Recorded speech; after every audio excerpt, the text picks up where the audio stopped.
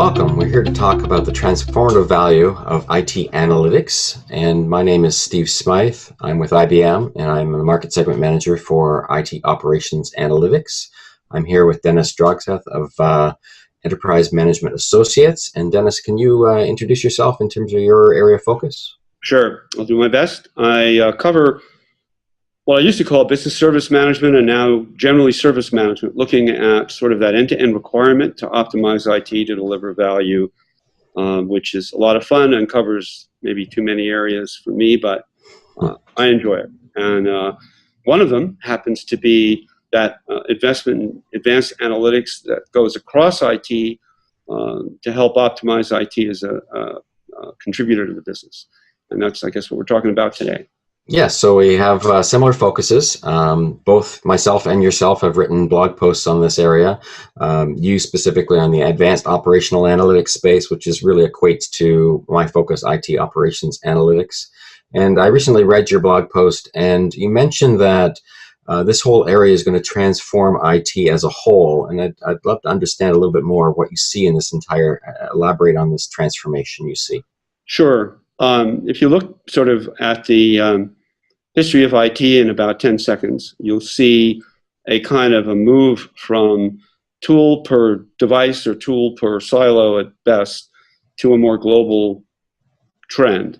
And all these tools used in isolation collect data at some level, do some level of analysis, you could call it that, maybe some visualization, some integration with automation. What we're now seeing is a tiered sort of layers that bring these things together. So analytics is one of the most critical, probably the most critical, where instead of having a lot of tools working in isolation, you can bring a layer of insight across them that includes, by the way, potentially development, service desk, and executive, and even some non-IT stakeholders. And that layer allows IT to leverage data in many different sources, of many different kinds, to provide a whole modular set of values and use cases rather than just one. Okay, and the use cases. You mentioned the use cases here a little bit. Can you elaborate a little bit on the specific ones that you see where analytics can actually play? Sure. So I'll go through a quick list and then see if there's any you want to spend more time on. One, and is probably the most pervasive, and I think the one most recognized today in the industry, is performance management or availability management of critical IT services, bringing those data together from a cross-domain view. Related to that might be capacity optimization, understanding infrastructure behaviors to plan and optimize infrastructure investments as they relate to the delivery of services. And frankly, there are also analytics that can bring cost-related associations to that. Another is business alignment, where you can leverage IT insights along with business data and business stakeholders to really optimize the value of IT in delivering services to business outcomes. Cool. Okay, so across each of those, I guess the one that is closest that I've seen, certainly a lot of uptake and is in the service performance area. Can you elaborate on a given use case or a customer use case that you've seen there that is really being transformed by use of these analytics capabilities? So we're seeing sometimes 70% reduction in mean time to repair, 80% reduction in subject matter expert time to solve problems, and all but eliminating, in some cases, not all, those really costly triage debates that include 30 different people spread around the world, can last all night, and still the problem's not fixed because the underlying cause is not understood. And some of the use cases could involve dealing with that fractured mosaic of cloud and non-cloud and public and internal, private and public cloud, service providers of other kinds, all coming together with interdependency supporting a business service. So why is what's driving this transformation now versus what we've implemented over the past few years? I think we're the combination of what the carrot and the stick, right? The stick would be IT is challenged by outside service availability through cloud. You can shopping mall of cloud. Why am I relevant? How effective am I? Why don't I go somewhere else? I can get services outside of IT. IT is almost turning into a retail operation, not only having to broker services, but market services and clarify value. That is a huge cultural change for IT. So that's the stick, I guess. The carrot is we've got all these resources that we didn't necessarily have before. The technology's come of age, and we are sort of at the point where we actually can start to do this.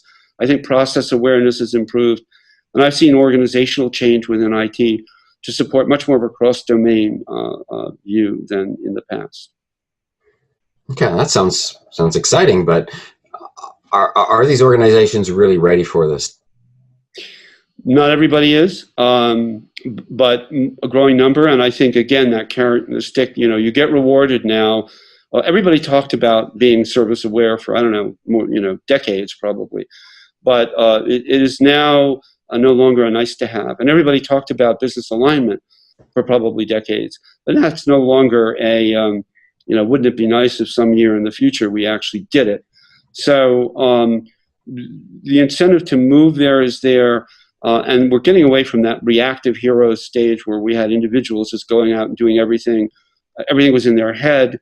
Who knows whether they were effective or not, to a much more collective view. So just you mentioned a few stats and a few quotes in terms of statistics, in terms of the key business benefits.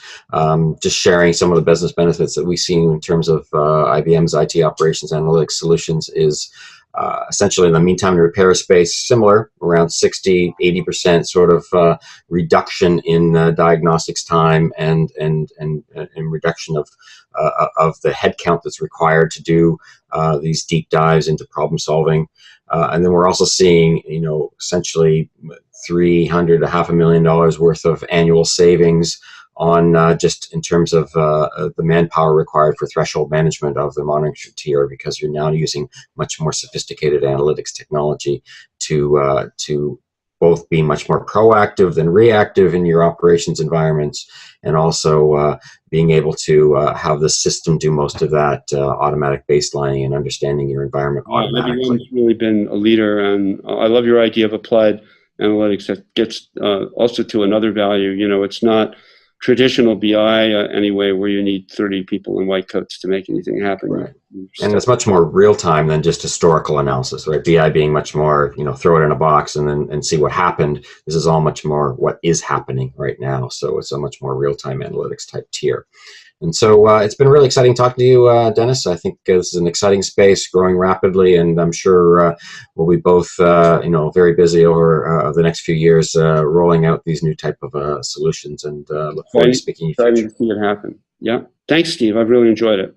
All right. Thanks, Dennis.